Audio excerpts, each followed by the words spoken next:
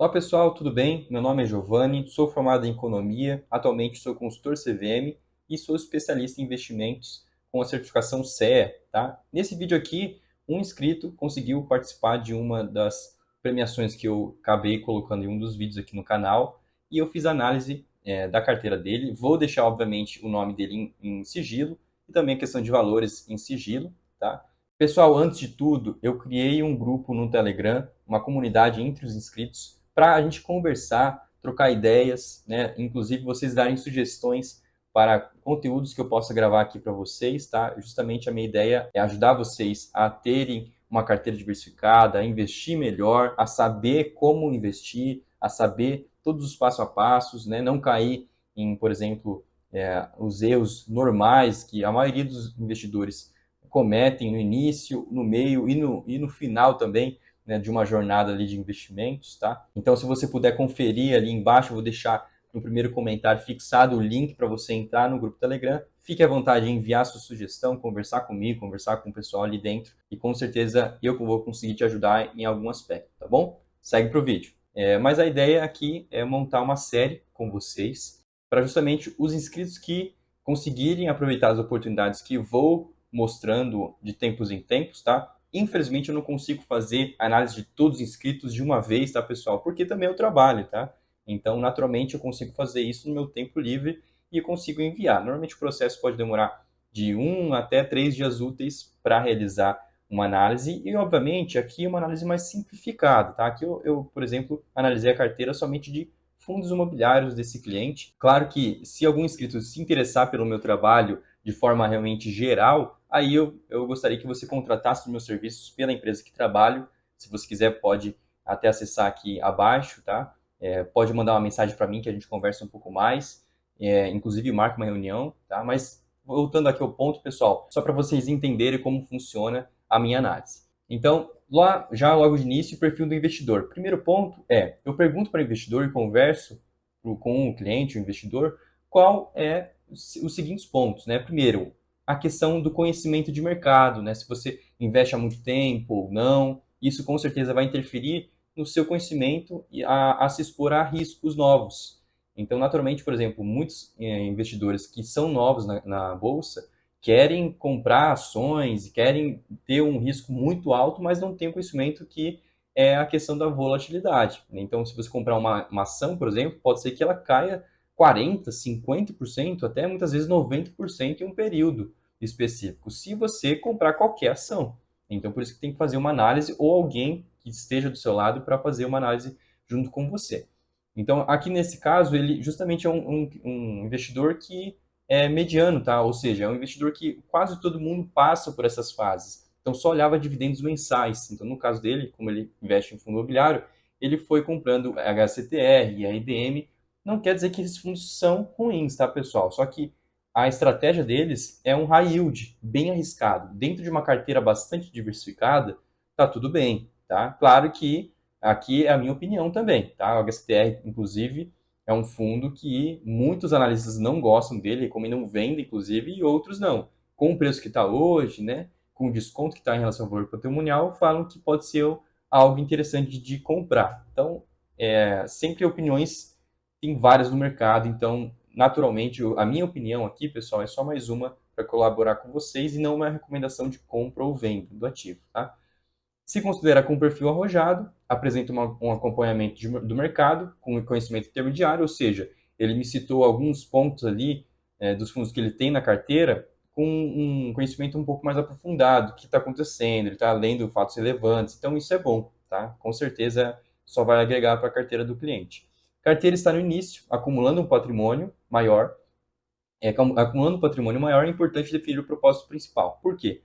Pelo que eu verifiquei a carteira dele, é a questão ali de estar aumentando a renda passiva, mas seria para um objetivo de aposentadoria, para um projeto, de atingir um valor específico para poder atingir a sua liberdade financeira. É importante você estabelecer uma meta e o valor da meta, porque fica muito mais fácil atingir, tá bom? Aqui o momento econômico, pessoal, aqui é da data de 1 de março, tá? Que eu estou fazendo esse vídeo. Então, o que o mercado está falando? Aqui eu coloco até as fontes onde eu tirei. Juros com previsão de queda. Boletim Focus, que é ali um dos braços do próprio Banco Central está prevendo queda de juros, e os juros ele interfere diretamente na bolsa de valores e renda variável e também renda fixa. Então, naturalmente, quem tem posição de renda variável pode ter uma valorização nesse prazo, né? Claro que a bolsa sempre se antecipa, então ele vai ver que os juros vai cair, ele já se antecipa e ele já aumenta um pouco, tá? Já a inflação, pessoal, se estabilizando conforme o IBGE, então também uma expectativa do mercado, essas informações eu peguei do IBGE, 4, 5% é uma realidade bem plausível. Crescimento do PIB, 2%, isso vai afetar principalmente segmentos mais que são destinados ali ao varejo, ou segmento ali de, por exemplo, de lajes corporativas, com certeza o PIB é algo que afeta bem diretamente, tá? Até crescimento de fundos imobiliários de crescimento ou desenvolvimento, né, que é de construção civil, por exemplo, é algo que pode ser afetado. FIIs com o CDI, reduzindo rendimentos, obviamente, porque o CDI, a taxa de juros vai reduzir, né, pelo menos é expectativa, tá? Não quer dizer que é certeza. E FIIs de tijolos se favorecem justamente porque normalmente eles mantêm a taxa fixa, né, enquanto os outros fundos tendem a ter uma queda, principalmente se forem fundos com CDI na carteira. Aqui a expectativa de juros para o futuro, até 2026 a queda, e depois 2026, porque tem questões também eleitorais, fiscais, que o Brasil também vai demonstrando. Aqui também aviso que antes de ir para a análise, é interessante você montar uma carteira que seja mais diversificada, que eu só vou analisar fundos imobiliários, e que você tenha uma reserva de emergência para esse investidor. Então, nessa análise, me limito a comentar somente sobre FIIs, tá? E não seria adequado só se limitar a esse segmento. Pode, com certeza, e na verdade deve existir uma diversificação maior do que somente os FIIs. Então, olhando aqui para os segmentos da carteira, a gente vê que o investidor ele consegue diversificar o percentual em vários segmentos. Isso é bom para diversificação, tá? Naturalmente que a maior parte do patrimônio dele não está concentrado tanto em tijolos, o que acaba sendo um pouquinho ruim, tá? Então, aqui, na minha opinião, para esse investidor que tem já uma carteira que quer buscar diversificação, o segmento de fundos, os FOFs e os fundos de multi-estratégia, normalmente não tem tanto espaço assim, tá? Porque justamente você já tem uma carteira diversificada, fica algo que não fica tão interessante. E lembrando que o FOF, né, principalmente fundos de fundos, eles normalmente têm uma rentabilidade menor do que o próprio FIX, então normalmente para quem está começando é bom, né, bem iniciante, é interessante FOFs, porque consegue diversificar com um patrimônio pequeno, só que depois que o patrimônio começa a aumentar, o cliente consegue diversificar em outras áreas, aí vale a pena ir para realmente retirar esse fundo da carteira e investir nos segmentos diretamente, tá? Então, aqui a opinião sobre os segmentos. Aqui eu vou deixar o texto, vocês podem ler, tá, pessoal? Mas resumindo, naturalmente a gente vai aumentar a diversificação, né, desse investidor, pelo menos com 2 fundos em cada área, justamente para buscar uma diversificação saudável. E para fundo de papel, é natural que a gente consiga ter 3 a 4 ativos numa carteira, limitando até 30%, 40%. Por que 30%, 40%, Giovanni? Por que esses valores? Naturalmente, fundos de papel têm um risco maior, tá? E por isso que eles também têm uma rentabilidade maior. Claro que existe a questão ali do fundo de tijolo, ele pagar rendimento e o imóvel se valorizar. Então, essas duas coisas aumentam. Então, já o fundo de papel, ele naturalmente ele tem uma dívida, né? E aí os juros dessa dívida com a correção monetária é pago no rendimento. Então, a cota, na verdade, ela não aumenta, ela fica aqui enquanto o rendimento inteiro é pago para o cotista. Então, na prática, no longo prazo, as cotas de fundo de papel tendem a ficar o mesmo valor, R$ 100, daqui 10 anos R$ 100.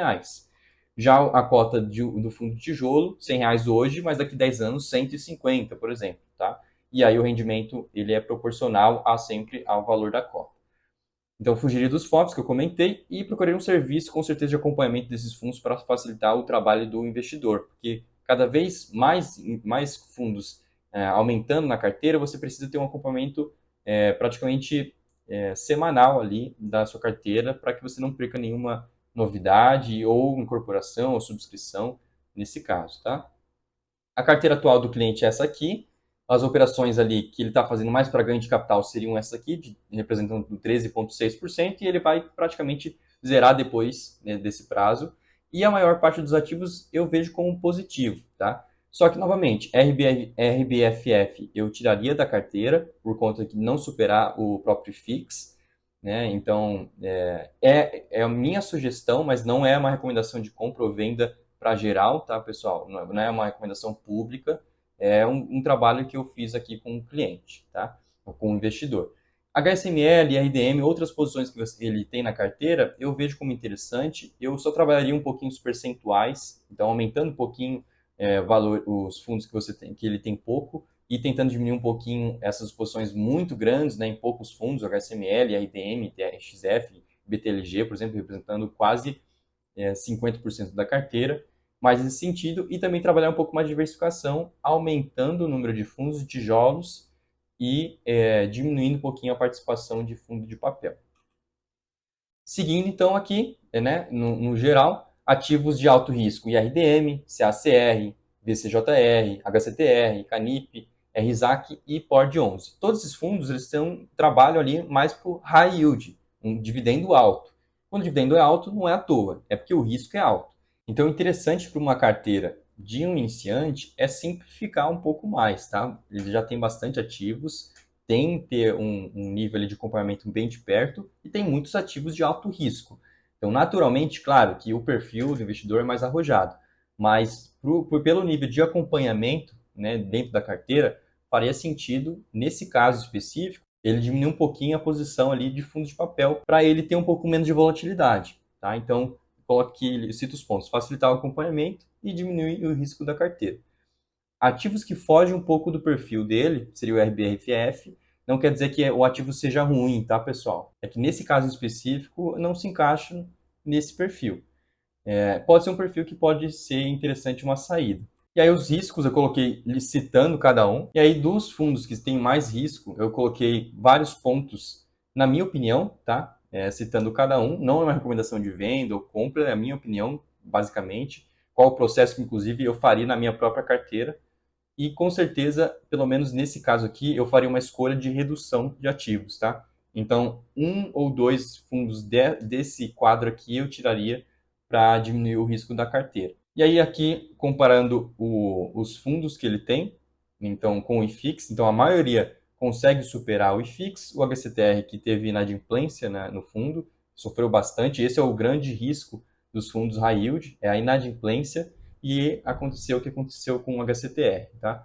E o RBRF, como você pode ver, pelo menos nesse prazo curto, obviamente, não consegue superar o próprio FIX, que não é surpresa nenhuma, tá, pessoal? Fundos de fundos normalmente não tendem a superar, e quando superam, são casos bem raros, e se a gente pegar um período bem maior, ali, de 10 anos, normalmente não superam o IFIX por conta da bigestão, né? Ou seja, você paga a taxa de administração por um fundo e o fundo de fundos ele compra esse fundo e tem mais uma taxa de administração. Então, isso vai fazendo efeito com certeza. Então, o resultado que o fundo tem que ter de rentabilidade tem que ser ainda maior porque existe essa taxa adicional. Pessoal, caso o vídeo fique muito maçante para vocês, por favor, pode deixar aqui o comentário. Eu vou evitar de fazer vídeos dessa forma aqui, mas se vocês gostarem, obviamente, eu vou continuar com essa análise. Se vocês quiserem que eu faça uma análise mais simplificada ou um pouco mais aprofundada, por favor, só me fale, mas naturalmente isso toma tempo. Então, essa análise, por exemplo, que eu fiz para um inscrito, demorou ali em torno de 2, 3 horas. Por quê? Eu tive que analisar todos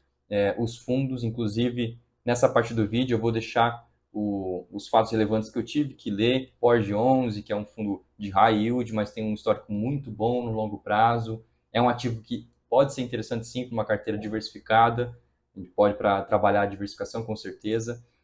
O IRDM, que é um fundo também que tem uma gestão muito grande, errou alguns pontos ali na venda do HCTR, no DEVA, ele errou um pouquinho ali, né, na minha opinião, obviamente, mas né, no longo prazo ele tende a entregar um bom resultado, inclusive os rendimentos do fundo aqui superam o CDI, está entregando um bom resultado, tá? Aqui já o VCJR, o meu único receio aqui do VCJR, ele tem uma exposição muito alta em poucos ativos, né? Então, por exemplo, aqui nos CRIs, ó, residencial JK, por exemplo, representa ali quase 11%, né? Deixa eu colocar aqui mais para baixo, aí.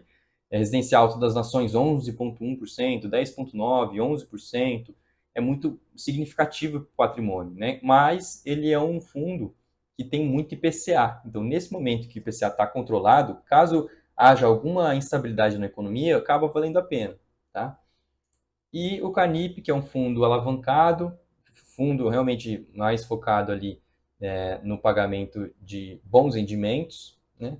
E ele tem uma alavancagem cada vez menor. Se a gente pegar outros relatórios anteriores, ele estava com 106, 107, 108% de alavancagem, ele vem diminuindo conforme o tempo, e isso acaba sendo muito bom, benéfico, e a gestão, né, do Kinea é uma das melhores, então é um fundo com certeza que vale a pena pelo menos pensar em colocar na carteira, numa carteira diversificada, obviamente, né? O RISA Terrax, o RZTR, eu fiz uma análise aqui no canal, então inclusive vou deixar aqui um card para vocês verem, tá? E o CACR, eu vejo que é um fundo interessante para colocar na carteira, só que ao mesmo tempo o risco eu acho que é um pouco mais alto, tá, pessoal? Por quê?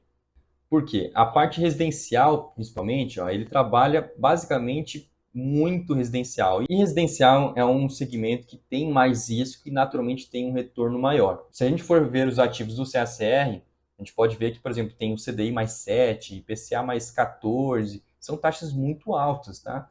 E por que é uma taxa tão alta assim? É porque o risco é maior, tá? Naturalmente, quando uma taxa é muito alta, o risco é maior. Então, CDI mais 7, só para vocês terem noção, hoje está pagando 18,25%. É uma taxa muito, muito alta. Então, se a gente pegar 2023, estava 11,75, mais 7%, né, 20,25% de taxa de retorno. Nossa, Giovanni, mas isso é bom porque vai trazer mais rentabilidade. Sim, só que tem que ser sustentável para o negócio também, né? Então, IPCA mais 14, CDI mais 7 são taxas muito altas, naturalmente o risco de inadimplência fica maior também, tá, pessoal? Então, é natural uma coisa está correlacionada à outra. Pessoal, nesse vídeo eu vou parar por aqui, senão vai ficar muito longo. Novamente, se vocês gostaram dessa análise, por favor, me informe aqui embaixo. Tá? Aqui, na verdade, é um diagnóstico da carteira de um cliente e é um caso específico, tá? Eu só estou demonstrando para vocês, não faça nenhuma compra ou venda com base nesse vídeo, tá? Por favor, peço que não faça isso. Se você quiser que eu analise a sua carteira, ou você contrata os meus serviços, você só mandar uma mensagem para mim ali no WhatsApp para a gente conversar, ou fica aqui acompanhando o canal que eu vou naturalmente liberar espaços para eu poder fazer essas análises para os inscritos aqui no canal, tá bom? Pessoal, tomara que vocês tenham gostado do vídeo e não percam as novidades, com certeza vão ter muitas novidades aqui, principalmente para o imposto de renda, tá? Para quem não está sabendo como declarar, quando liberar já o prazo de declaração, eu vou fazer um vídeo para você.